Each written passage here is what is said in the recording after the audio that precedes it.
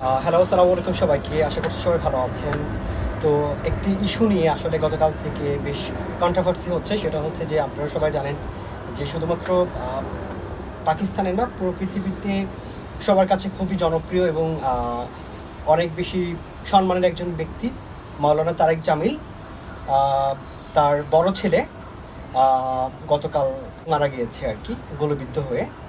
তো এটা নিয়ে ১ম এ আমরা শুনেছি যে আ তাকে কেউ শুট করেছে, কেউ গুলি করেছে। সেকেন্ড শুনলাম মেন্টালি স্টেবল ছিল না, আনস্টেবল ছিল। Uh so he is committed suicide. সে আত্মহত্যা করেছে। তো আমি এই আ কন্ট্রোভার্সির ভিতরেই আছি। তো আমার ফ্রেন্ড আমার পাশে বসে আছে, ও পাকিস্তান থেকে। তো ওর কাছ থেকে আসলে জানতে চাই যে আসলে রিয়েল স্টোরিটা কী? তো Asif, I want to ask you a question about Tariq Jamil's sons. I don't know his name actually. What is his name? Asim Jameel. Asim Jamil. Okay, Asim Jamil.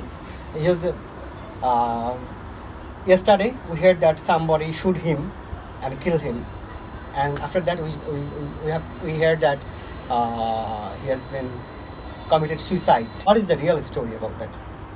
असल में जब ये खबर शाया हुई तो अचानक से जिसको जो समझ में आया उसने वही कहना शुरू कर दिया, क्योंकि मौलाना तारक जमील साहब जब भी निकलते हैं उनके साथ सिक्योरिटी होती है, उनके गार्ड्स होते हैं। तो बाज़ लोगों ने कहा कि ये कोई मजहबी इशू है, किसी दूसरी जमात वालों ने उनसे किसी तरह का बदला लेने के लिए या किसी शर फैलाने के लिए उनके बेटे को कत्ल कर दिया। पहले तो जो न्यूज़ सोशल मीडिया पे वायरल हुई है वो यही थी कि किसी ने अननोन पर्सन ने उन्हें कत्ल कर दिया है, लेकिन हकीकत ये नहीं थी। बाद में उनके बेटे का जो मौलाना तारिक जमील का छोटा बेटा है, उनका बयान आया है कि मेरे जो भाई थे उनको डिप्रेशन के मरीज़ थे और शदीद उनका इलाज भी चल रहा था, उनको शॉक्स भी लग रहे थे। तो वो घर में अकेले थे, जिसकी वजह से गार्ड से उन्होंने गन ली और ख़ुद को शूट कर लिया।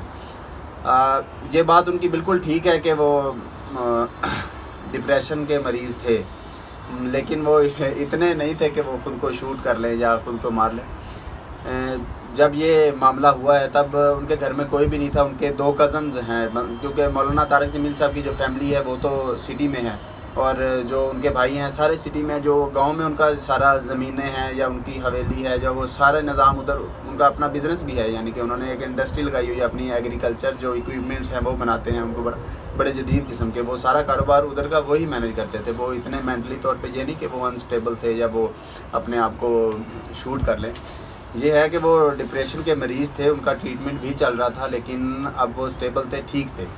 और अपने वो कज़न मुरसलीन है, उसका कज़न यानी कि उनके चचा का बेटा, उनके चचा जो लाहौर में रहते हैं, उनका बेटा, वो अपने कज़न के साथ थे घर में। उन्होंने जिम भी बनाया हुआ है। पिछले दिन आप लोगों ने सोशल मीडिया पे एक वीडियो वायरल हुई थी मौलाना तारिक जमील की, वो एक्सरसाइज कर रहे हैं, तो वो उनके घर की है, वो घर में ही उस आसिम जमील ने ही अपने घर में जिम बनाया हुआ था। तो एक्सरसाइज के दौरान ही वो उनके पास रिवॉल्वर था अपने सिक्योरिटी गार्ड से ही उनके पास, और वो चेक कर रहा था। सिक्योरिटी गार्ड का भी बयान आया है सोशल मीडिया पे, आप सुन सकते हैं कि वो सिक्योरिटी गार्ड ने भी कहा कि गन खाली है, मैंने खाली करके ही दी, बट उसमें एक राउंड था, तो वो गलती से उन्हें चलाते हुए, उनका कज़न साथ ही पुशअप कर रहा है और जब वो स्टैगर दबा रहे हैं तो वो उन्हें रोक भी रहा है कि नहीं करो ये, बट अचानक से जब फायर चला तो वो उनकी गोली सीधी Okay, that means he was playing with the gun. Yes, like that. yes. So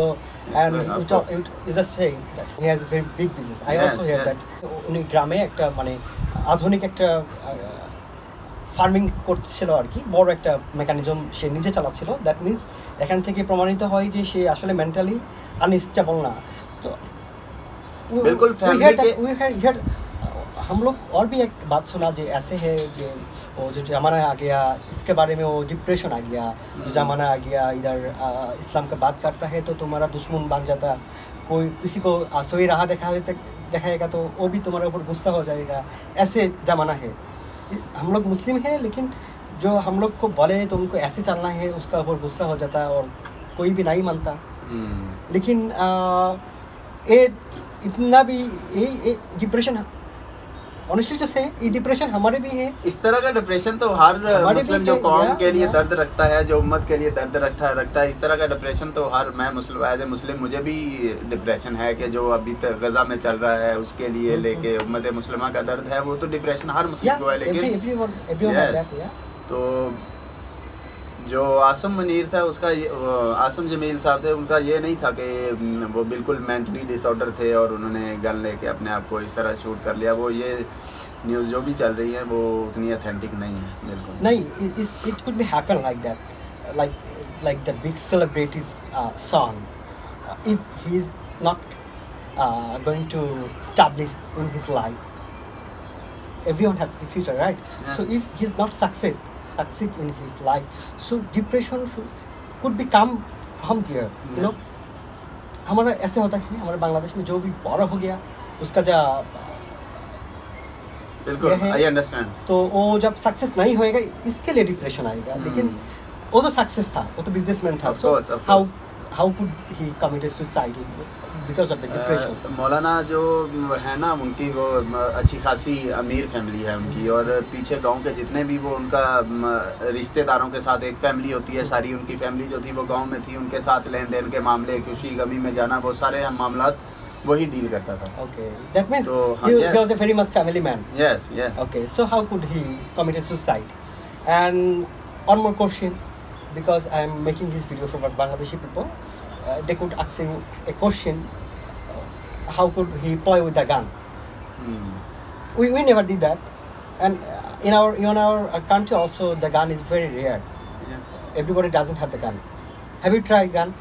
Yes. Okay, and I also hear some of my Pakistan friend have gun at their house. Yes. So Pakistan মে এ বহুত আম বাত है গান থাকা. Of course. So যদি কারো এটা থাকে যে গান কোথায় পেলো, বন্দুক কোথায় পেলো, পাকিস্তানে সবার কাছে বন্দুক থাকে, ইউএসএ তে সবার কাছে বন্দুক থাকে, পাকিস্তানে মোটামুটি সবার কাছেই বন্দুক থাকে, আর সবাই ওটা নিয়ে মজা করে. আমার ওই যে Zahid, that they he saw me, they just go outside and play with the gun. With the gun. Yeah. And if any function happen, they Yes. roughly shoot Yes, anywhere. yes. Yeah. আমাদের যেরকম কোনো function হয়, সে ওদের function হলে ওরা पटाखा नहीं फटाता है, पटाखा नहीं है. वो Yes, गन yes. से गन गन से चलाता है. फायरिंग होगा, तो बिल्कुल. ऐसे है पाकिस्तान का हालत. तो जितना पूरी शादी पे एक्सपेंस करते हैं वो उतना उनकी गोलियों का और उनका अलहदा से बजट होता है पूरा, कि ये मेहंदी पे हमने चलानी है, तो ये हमने बारात में चलानी है, ये गन का ये Okay. कल्चर है थोड़ा थोड़ा. তো এটা না যে আসলে ডিপ্রেশন আমাদের সবারই আছে বর্তমানে যে পরিস্থিতি, বিশেষ করে আমি তো অনেক ডিপ্রেশন নিয়ে কথা বলেছি যখন মালয়েশিয়া থেকে এখানে আসলাম. বাংলাদেশ থেকে যখন মালয়েশিয়াতে আসলাম, যে ইসলামিক কান্ট্রি গিয়ে দেখি যে না, সেখানেও ইসলাম মানা অনেক কঠিন.